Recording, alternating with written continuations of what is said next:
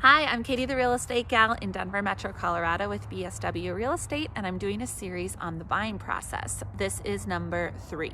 So I just posted a fun TikTok about what you can submit in your contract to buy and sell in order to stand out to the sellers or the listing agent.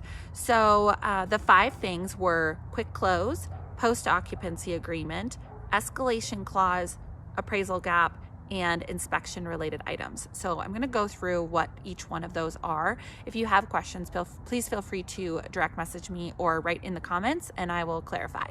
So the first one is a quick close. Typically, a closing more often than not is about 30 days. If you have to go with a loan, which most people do, there's not a ton of people that can just outright buy in cash, but that can even be done in a week or 2 weeks. So if you have a loan, 30 days is typically the amount of time it takes to have the loan go into underwriting and whatnot. So that also leaves time for inspection, appraisal, and just loan monitoring. So a quick close, and you do need to speak with your lending company about this. You can't just put it in a contract and hope for the best or just willy-nilly. You have to speak with your lending company because they're in the driver's seat with this particular item. So a quick close can be 3 weeks, but 21 days. And if someone is not occupying the current residence, this could be attractive to them because why wait 30 days when you can do it in 21? So quick close can be attractive to some, and that's one strategy. Number 2 is a post-occupancy agreement. So this is really great for people that are currently in a home that are looking for a new home. So what they'll do is like a normal close is fine, like a 30-day close is great, and then they want an additional 30 or 60 or 90 days, X amount of time, they should be specifying that to you. And in order to stand out, you can accept that. Now, sellers are in the driver's seat right now because there's only about 6,000 listings in the Denver Metro currently, and there's 3 million people in the Denver Metro area. So 6,000 listings versus 3 million people, definitely in the driver's seat. So the 30-day for a close, and then that additional time is called the post-occupancy agreement if the seller stays in the home longer and it's agreed upon. So technically the seller is then renting back from the buyers. So this is a great scenario for a buyer that might have a couple more months on their lease, or they haven't sold their house yet and they have that time to give. So that's called a post-occupancy agreement. Number 3 is an escalation clause. So what this is it's typically amount of money. It could be a couple $1,000s. And what you're saying in an escalation clause is we will see the highest bid and we want to go an additional $2,000 over that. You want to stand out, you want to be the highest bid.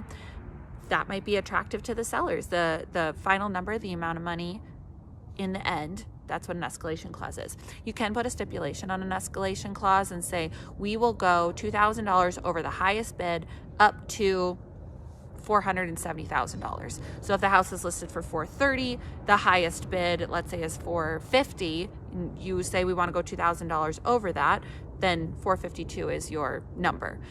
If it exceeds $470,000 is the absolute top if you put that in the contract. So number 4 is appraisal gap.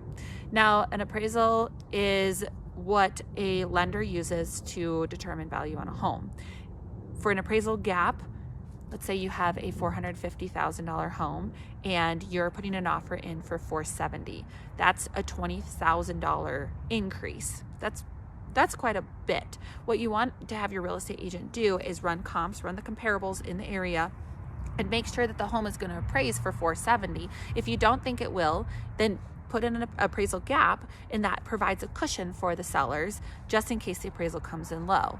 So what you can say is we want to provide, it's a $20,000 gap from what they listed it at to what the offer is. So you could put in a $20,000 appraisal gap.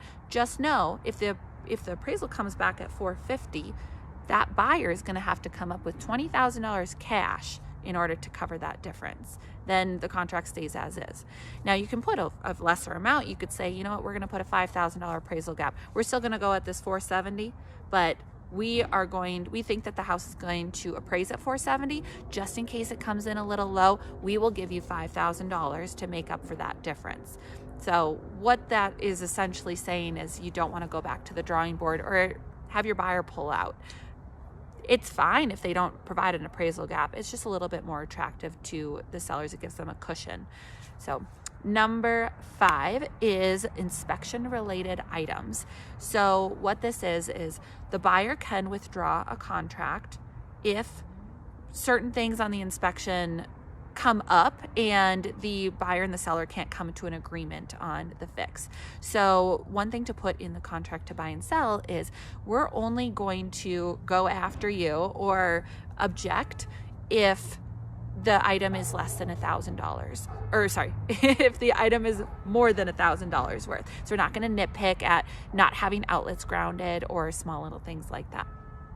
Another thing is that you can put in for inspection is we're only going to address health and safety concerns.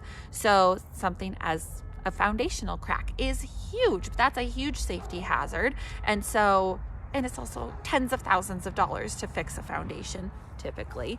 And so what you can say is we're only going to go after health and safety, such as foundation or radon. Radon is a very popular thing in Colorado. It's gases coming from the ground and it's very unsafe. And I'll do another video on radon just to give you levels and a little bit more education on that. But only saying health and safety items is another thing that might be attractive to a seller, to have them choose that buyer, that they know that they're not going to nitpick and find every little small thing and come after them. So those are 5 things to stand out in when submitting an offer, and all of them should be addressed with your real estate agent. You don't have to go through all 5. You could just pick a couple if you're comfortable with that or if you're in a position to.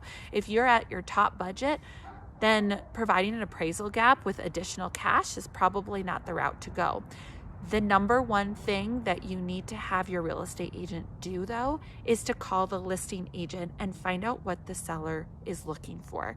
That is number one, because you might not have to provide any of these things. These are just additional tools to help you win the bid or have your contract chosen to go under contract to buy the house.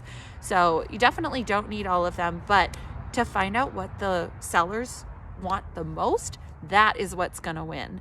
These are just some definitions and tips and tricks that you could submit as well. So I am Katie, the real estate gal in Denver Metro, Colorado. Please reach out if you have any clarifying questions that I can explain, or if you have any suggestions of videos that you want me to do. If you don't understand the buying process, the selling process, or definitions, please feel free to reach out. I'm happy to customize what I do for you. So have a fabulous rest of your day, and thanks for watching.